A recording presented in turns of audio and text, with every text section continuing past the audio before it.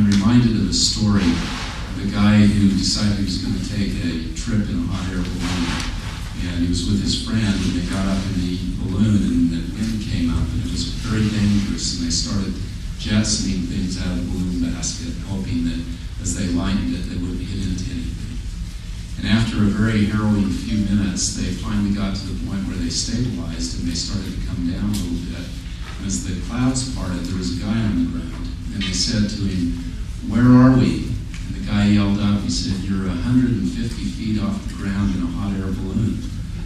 And then one guy turns to his friend, he said, "Wouldn't you know it, we're almost killed and we run into a lawyer." And the guy said, "Well, how do you know he's a lawyer?" He said, "Because what he told us was true and absolutely worthless." So I hope that what I tell you here for just a few minutes isn't totally worthless, but what I wanted to do is take just a few minutes and talk a little bit about some of the metrics that I think each one of us need to be looking at, maybe personally as well as for our businesses as we're in these tough times, and then talk a little bit about maybe some of the emotional things that we need to deal with, and then finally with how our values and our philosophy play into all of those things. You know, as you listen to the news, we almost daily hear something about the worst in so many years, or the most traumatic in so many years. It reminds me of Tale of Two Cities. This was a book written by Charles Dickens many years ago about the French Revolution, and it starts with the immortal words, "It was the best of times, it was the worst of times." And I think that may sum up where we're at right now. I read the journal last night and saw where the Chinese are now pushing to move the currency of the world away from the dollar to some new currency. Those are massive changes that through the rest of our lives we'll be dealing with. We know a lot of the litanies of the institutions that are no longer here, that have been around for a long period of time. So it has those scary parts to it. But I think that it also can become the best of times for those who look at it as a time to build. And I'm grateful for you taking a few minutes to listen to some of our thoughts. I might say just before I start also, I'm appreciative of these other two speakers, particularly Lee McCullough, who's here and is a preeminent estate planner, and we're hoping to hear from him.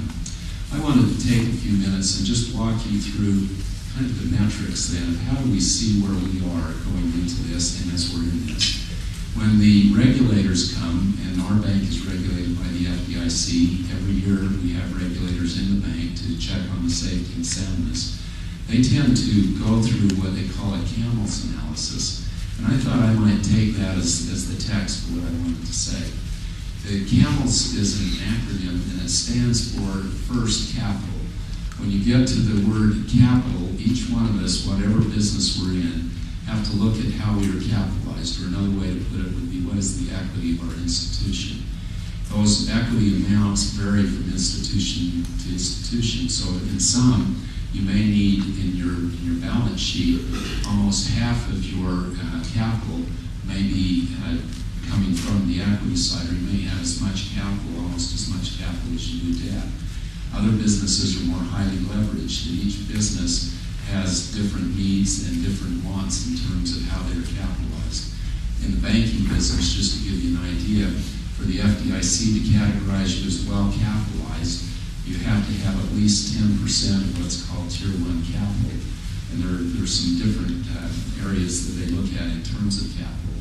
But we are in excess of that 10%. In other industries, that may be undercapitalized because of the needs on capital.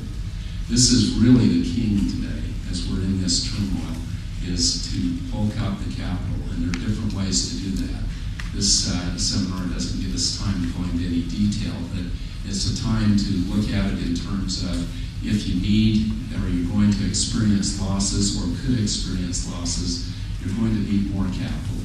One of the problems the many problems that got us where we are is that up until a couple of years ago, leverage was the thing we were all in love with.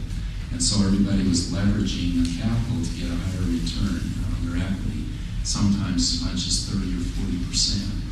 And that has a great impact when you're making money, but it also, the short end of the stick is that when you have losses, it causes sort of extreme losses.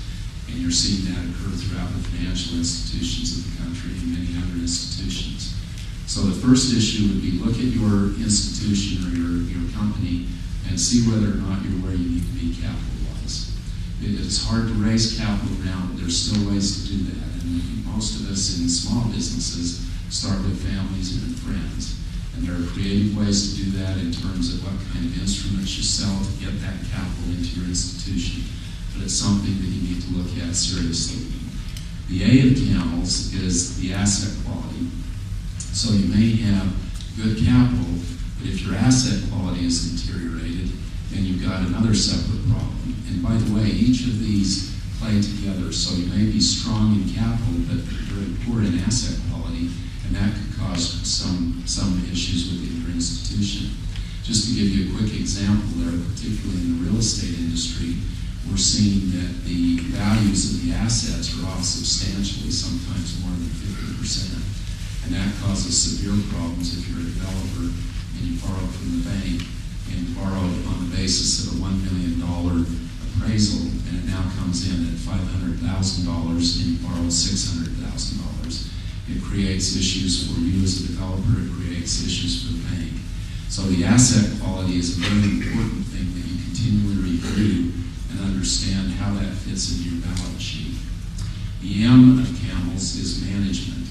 And this is really the concept of what is the intellectual capital of your institution?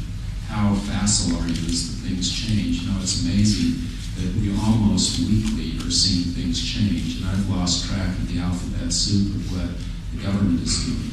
And so we have to continually, as management, be aware that what happened or what worked yesterday may need some fine-tuning in the quick and changing environment that we're in today. Management's ability to make tough decisions is another very important part of this kind of an analysis. If you are one that has a hard time, for example, saying no when you need to say no, you need to make sure that you've got one of your team that can do that so that you can balance that out and your management team is appropriate at this time.